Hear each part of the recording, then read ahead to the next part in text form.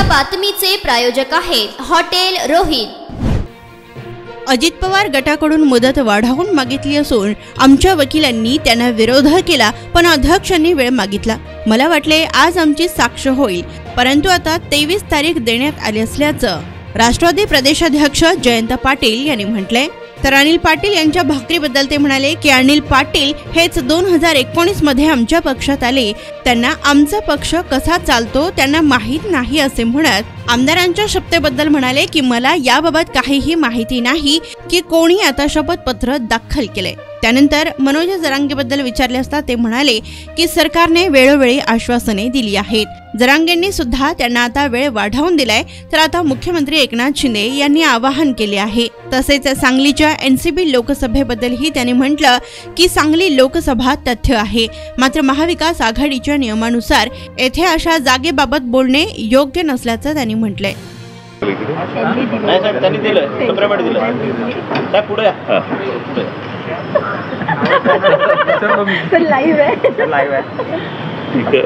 नाव इथे लिहिले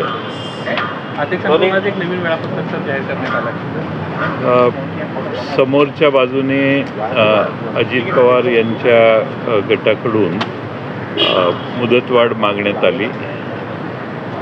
आमच्या वकिलांनी त्याला विरोध केला, पण अध्यक्षांनी त्यांचा निर्णय घेतला आणि त्यांनी आता 23 तारखेपासून हिअरिंग ठेवलेलं आहे।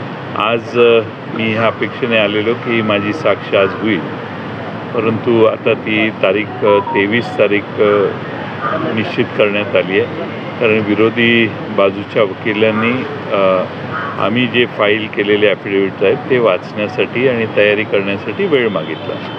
एक महत्त्वाचं अनिल पाटील यांचं असं म्हणणं होतं या सगळ्यामध्ये की प्रतिज्ञापत्रांमध्ये जो वारंवार त्यांनी उल्लेख केला आहे की शरद पवार कॉन्स्टिट्यूशनली किंवा लोकशाहीला धरून निर्णय घेत नव्हते, त्याबद्दल त्यांनी आता असं वक्तव्य केलं आहे की भाकरी फिरवण्याचा उल्लेख शरद पवार वारंवार करत होते, याचा अर्थ पक्षामध्ये अशांतता होती आणि मनमानी करण्याचा सगळा कारभार सुरू होता।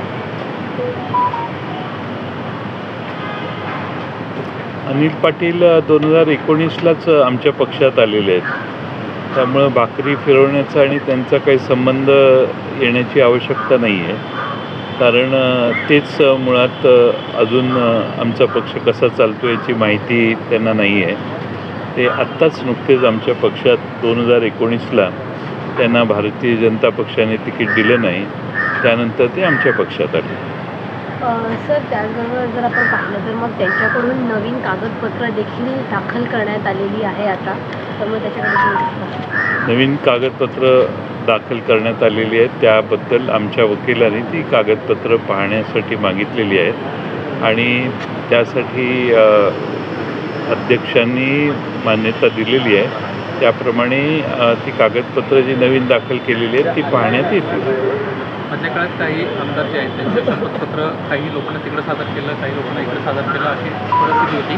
आता नव्यानं शपथपत्र सादर करण्यात आले अशी देखील माहिती मिळते, याचं काही माहीत नाही मला काय सादर करण्यात आले आणि कुणी सादर केलेले आहेत। विधानसभेचे सदस्य काही इकडे काही तिकडे, काहींनी मग तिकडे जाऊन पुन्हा इकडे अशी वेगळी भूमिका घेतलेल्या आहेत।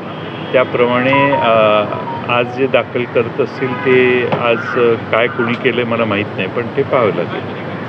मनोज जरांगे आता मुंबईच्या दिशेने यायला निघालेले आहेत, त्यांच्या मागण्या ज्या आहेत त्या पूर्ण होऊन झालेल्या नाहीत आणि त्यामुळे एक आक्रमक पवित्र त्यांना घेतला आहे। 26 तारखेला मुंबईला सर्वांना चला असं देखील एक त्यांना सर्व समाजाला उद्देशून केला आहे। सरकारने वारंवार आश्वासनं दिलेली आहेत। मनोज जरांगेंनी देखील मुख्यमंत्र्यांशी बोलून वेगळ्या वेळा ठरवलेल्या आहेत आणि त्या सगळ्या वेळा टळून गेलेल्या दिसतात आणि मनोज जरांगे यांनी सरकारला मुदत दिलेली होती, ती मागच्या वेळची मुदत वाढ देण्याचं काम देखील झालं।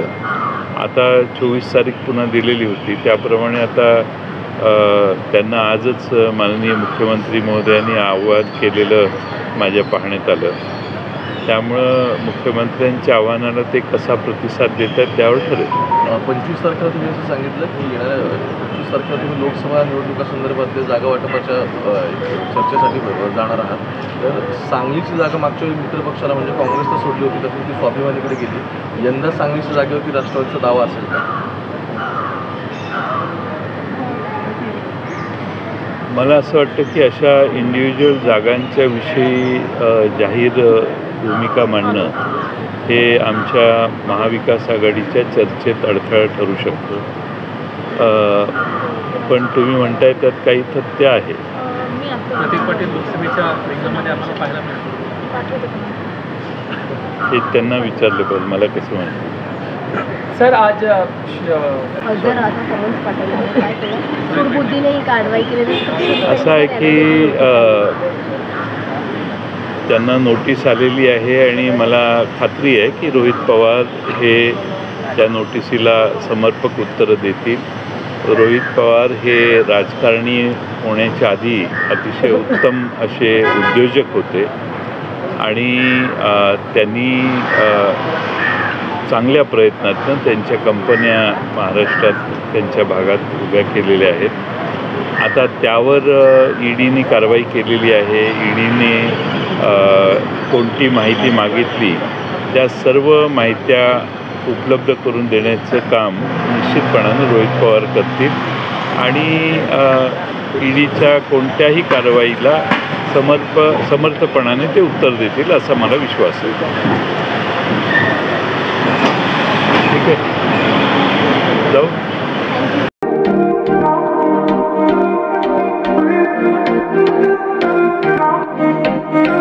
सोलापुरात व्हेज नॉन व्हेज जेवण मिळण्याचं एकमेव ठिकाण हॉटेल रोहित. चवीला टेस्ट हॉटेल रोहितचे जेवण बेस्ट. बर्थडे पार्टी, कार्यक्रम, विविध पार्टींचे ऑर्डर्स स्वीकारले जातील. ग्राहकांसाठी खास पार्सलची सोय. आमचा पत्ता हॉटेल रोहित, 7 रस्ता अपोजिट कारीगर पेट्रोल पंप,